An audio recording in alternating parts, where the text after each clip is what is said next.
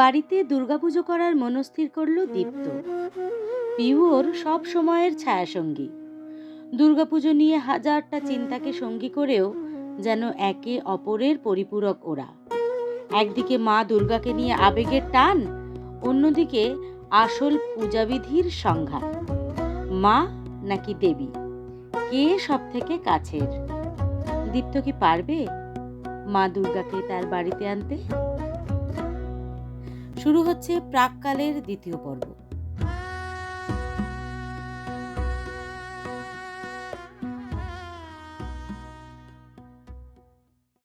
Hello বৌদি, এবছর দুর্গাপুজো করছি।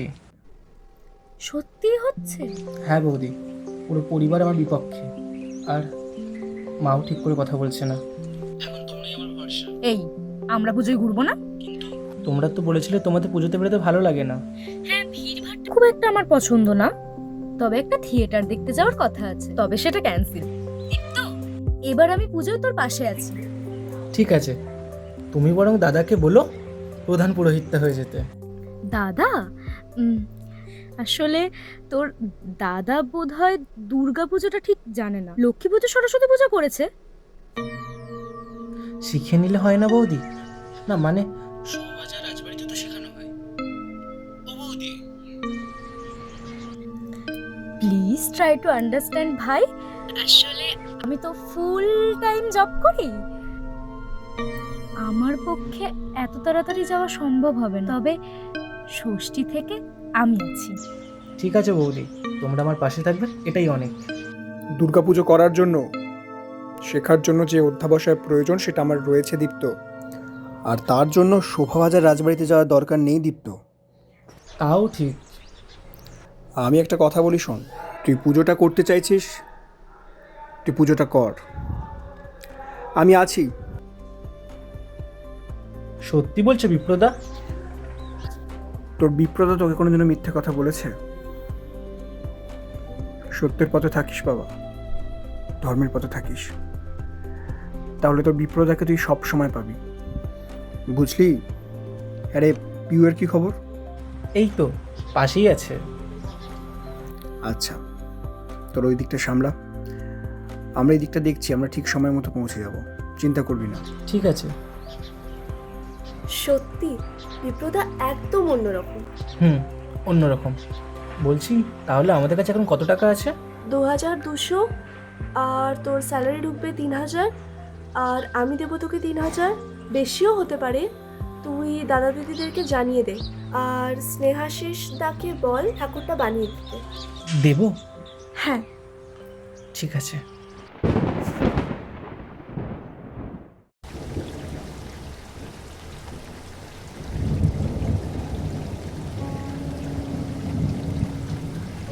তুমি যখন আমার বাড়িতে আসবে, তোমাকে একটা দামি বেনারসি শাড়ি পরাবো, দামি দামি গয়না পরাবো। সবাই এসে বলবে বিপ্রতিকে একটা ঠাকুর এনেছে বটে। সব থেকে শ্রেষ্ঠ প্রতিমা শিল্পীকে দিয়ে তোমার মূর্তি গড়াবো, প্রচুর মানুষকে খাওয়াবো, প্রচুর খরচা করবো।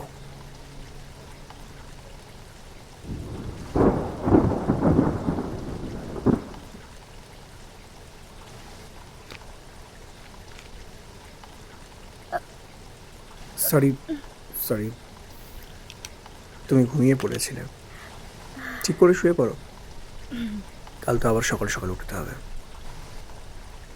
শুয়ে পড়ো। Thank you. কেন? তুমি দীপ্তর পুজোতে থাকবে বললে, সেই জন্য।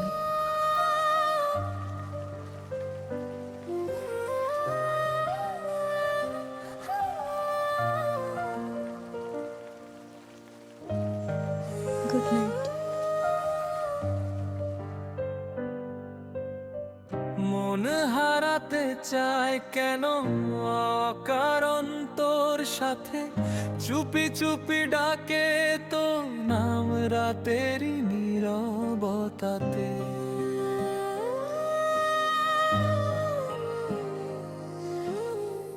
চোখে চোখে গল্প হয় না বলা কিছু কথা, তুই থাকলেই মনে হয় পূর্ণ আমার ব্যথা।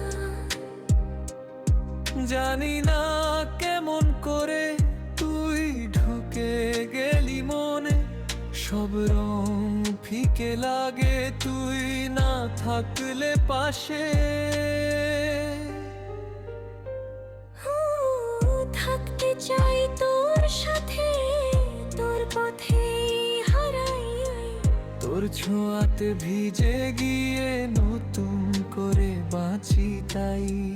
তুই যদি পাশে থাকিস থেমে যাকে সময়, তোর হাতটা ধরে রেখে কাটুক জীবনময়।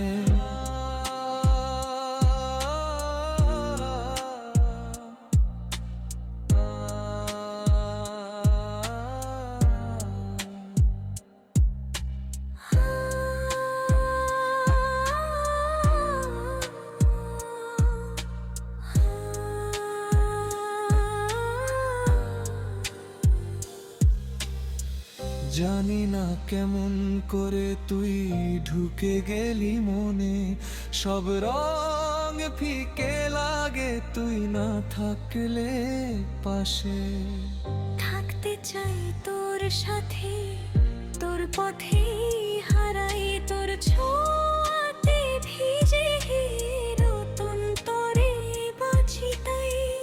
তুই যদি পাশে থাকিস থেমে যাকেই সময়, তোর হাতটা ধরে রেখে কাটুক জীবনময়।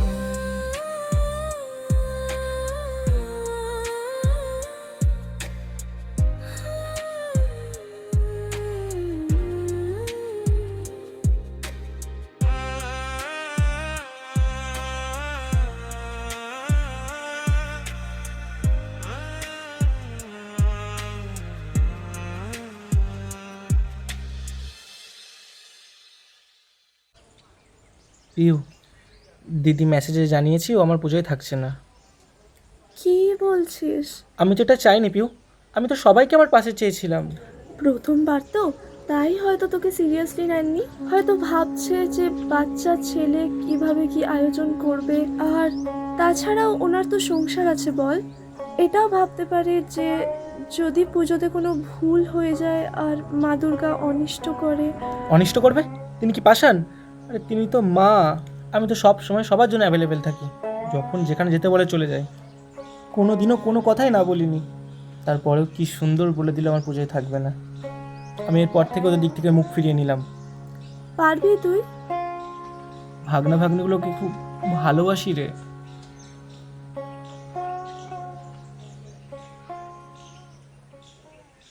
হ্যালো তুহিনাদি, কেমন আছো?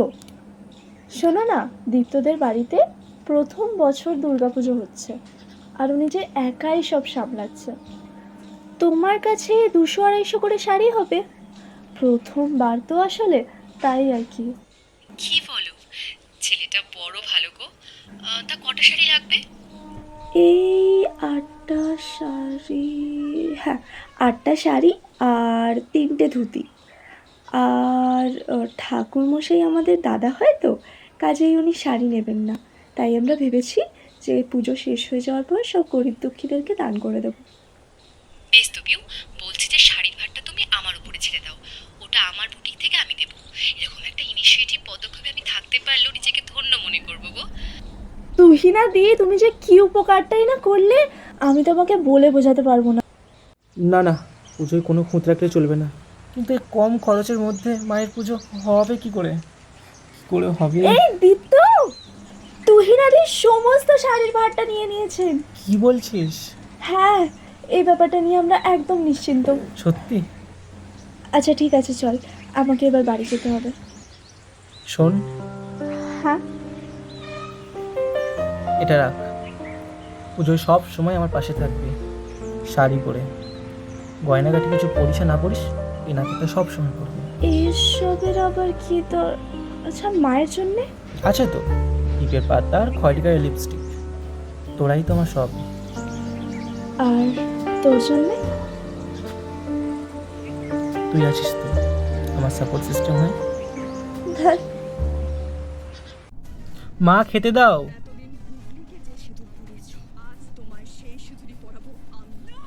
তুই যা করছিস ভেবে করছিস তো?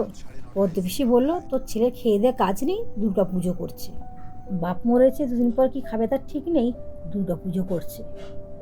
তুমি কি বললে? কিছু বলতে পারলাম না, তবে মনে মনে বলে এসেছি, তোমাদের কি গো, আমরা নিজেদের টাকায় নিজেরা দুর্গা পুজো করবো? কেউ কোনো সাহায্য করবে না, খালি বড় বড় কথা। ছাড়ো ওইসব কথা। ফাইনালি আমাদের বাড়িতে দুর্গা পুজো হচ্ছে, ভাবতে পারছো? তোর কাকা বলছে কদিন করবে করুক, এটাই ফার্স্ট, এটাই লাস্ট। সামনেই এরকম বলছে, না জানি পিছনে আরও কি কি বলছে। সন্দীপু, পুজো যেন বন্ধ না হয়, আমি মরলেও না। দরকারে 3 দিনে কাজ করবি, কিন্তু পুজো বন্ধ করবি না। তুই তো 1 বছরের মধ্যে ভালো কাজ করবি বল, আর প্রতি মাসে 1000 কি 2000 টাকা করে জমাস, দেখবি ঠিক ভালো করে দুর্গা পুজো হয়ে যাবে। আমার এই আংটিটা নেই, দরকার পড়লে বন্ধ কেস। পুজো যখন হচ্ছে 1 বিন্দুও যেন খুঁত না হয়।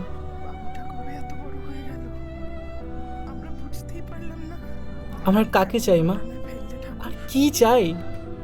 তুমি তো আছো আমার সাথে।